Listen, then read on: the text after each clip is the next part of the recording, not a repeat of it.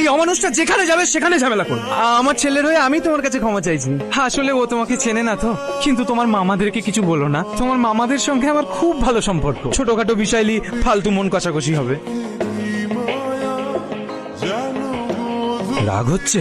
তোর থেকে অনেক বেশি রাগ আমার হচ্ছে। রাগ হলে ছেড়ে দিতে, আসলে তুমি তো আমার বাপই না।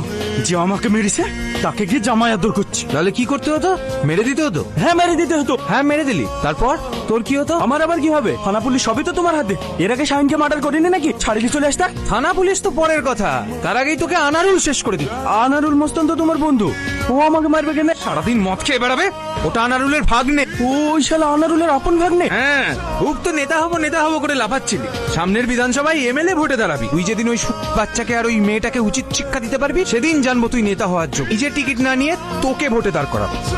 কিন্তু আব্বা, আনারুল তোকে অল্প দিনেই জেলে পাঠানোর ব্যবস্থা করছি, বাকিটা তুই ভাব কি করবি। ভাবি, আরে তুলে এটা দেখছি চাঁদ চলে এসেছে আমাদের বাড়িতে। ওঠো ওঠো, ঘরে উঠে বসো। ভালো আছো তো? হ্যাঁ ভালো আছি। মিলনের অ্যাক্সিডেন্ট হয়েছে বলে? হ্যাঁ, ওই গাড়ি থেকে পড়ে গিয়ে একটু হাতে পায়ে খাম হই। মিলন কোথায় আছে ভাবি?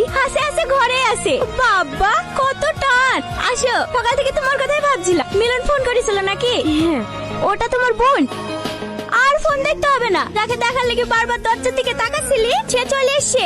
কথা বল। বুড়ি, তুমি আমার সঙ্গে আসো। হয়ে গেছে? না না, সামান্য একটা ছিঁড়ে গেছে, অসুবিধা নাই। তুমি কি আমার ব্যাপারে ভাবিকে কিছু বলেছো?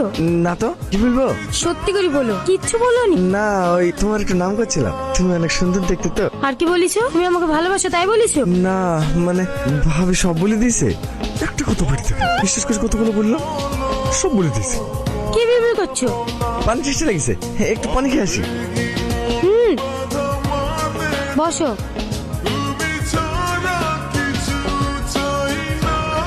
নাও